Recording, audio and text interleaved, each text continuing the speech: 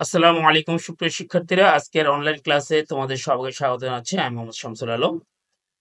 আজকে আমরা general math অধ্যায় 7.2 এর 19 খ নাম্বার কোশ্চেনটা অঙ্কন করার চেষ্টা করব, যেটা আমাদের 2025 সালে আমরা যারা চট্টগ্রাম বোর্ডের শিক্ষার্থী যারা আছে তাদের জন্য এটা হচ্ছে 99% ইম্পর্টেন্ট। তো এই 19 নাম্বার ট্রাপিজিয়াম কিভাবে অঙ্কন করতে হয়, আমাদের কোশ্চেনে ট্রাপিজিয়ামে সমান্তরাল দুটি বাহুর দৈর্ঘ্য একটি 4 সেন্টিমিটার একটি 6 সেন্টিমিটার দেওয়া আছে। বৃহত্তম বাহু সংলগ্ন দুটি কোণ দেওয়া আছে, একটি 60 ডিগ্রি একটি হচ্ছে 50 ডিগ্রি। আমাদেরকে বলা হয়েছে ট্রাপিজিয়ামটা অঙ্কন করার জন্য। তো এটাকে আমরা যদি লিগেলি যদি আঁকি, অনেক সময় নাও মিলতে পারে, আমরা সম্পূর্ণ এটাকে চেষ্টা করব ইলিগেলি আঁকার জন্য।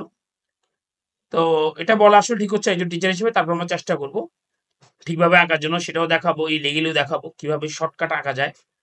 তো আমরা শর্টকাট অঙ্কন করতে গেলে সর্বপ্রথম আমরা এ বাহুর মাপটুকু নিব।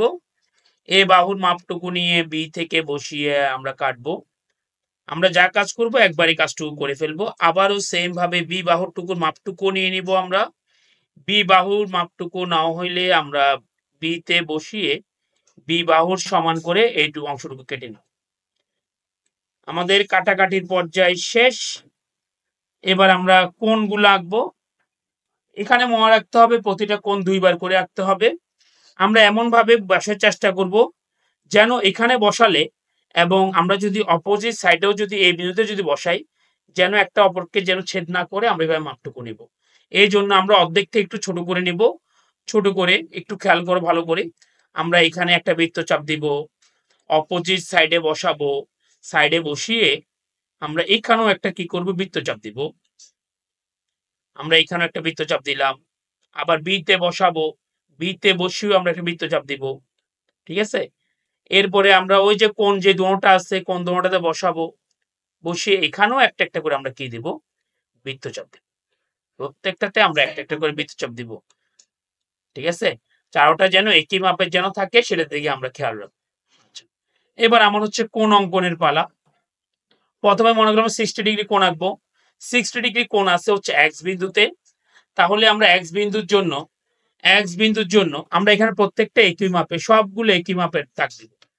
দেওয়ার পরে আমরা মনে করলাম বোঝার জন্য আমরা এটাকে নাম দিয়ে দিই হচ্ছে সি, আর এটা হচ্ছে এটা সি না, এটা মনে করলাম এফ, আর এটাকে মনে করলাম সি।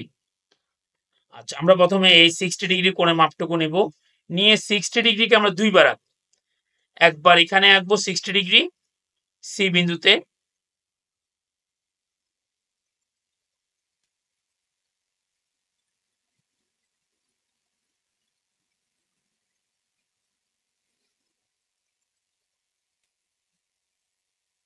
একবার এখানে আঁকবো 60 ডিগ্রি, পরপর দুইবার, একবার বি তে বসিয়ে 60 ডিগ্রি আঁকবো এবং সি তে বসিয়ে 60 ডিগ্রি আঁকবো। মনে রাখতে হবে আমার এখানের জন্য অবশ্যই প্রতিটি কোণ আমরা দুইবার করে আঁকবো। এরপর এটাকে আমরা যোগ করে দিব। যোগ করার সময় খেয়াল রাখতে হবে যেন বাঁকা যেন না যেন হয়। এটাকে আমরা যোগ করব, এটাকে আমরা যোগ করব। আচ্ছা, এবার আমাদের আরো একটা কোণ বাকি আছে, সেটা হচ্ছে 50 ডিগ্রি। তো তার জন্য আমরা আবারও 50 ডিগ্রি কোণে মাপটুকু নিব। 50 ডিগ্রি কোণে মাপটুকু নিয়ে সি বিন্দুর পাশে যে রেখাটা, বক্র রেখাটা আমরা রাখছি, ওখানে বসিয়ে আমরা সি কোণটা আঁকবো। সি কোণের পাশে যে বক্র রেখাটা আঁকছি সি বিন্দু থেকে, ওখানে আঁকবো। আঁকার পরে সি বিন্দুর সাথে বৃত্তচাপ দিয়ে যেখানে ছেদ করছি সেটা যোগ করে দিব। তো যোগ করার সময় অবশ্যই খেয়াল রাখতে হবে আমার অতিরিক্ত যেন না হয়, মানে একটা অপরকে যেন ছেদ না করে, মানে এতটুকু ছেদ, আবার ওইদিকে আমরা ছেদ করে দিব না, আমরা এঁকে ফেলবো। তো এটা একটা নাম দিয়ে আমরা এখানে যে বিন্দু ছেদ করছে তার নাম দিলাম হচ্ছে আমরা হচ্ছে ডি বিন্দু।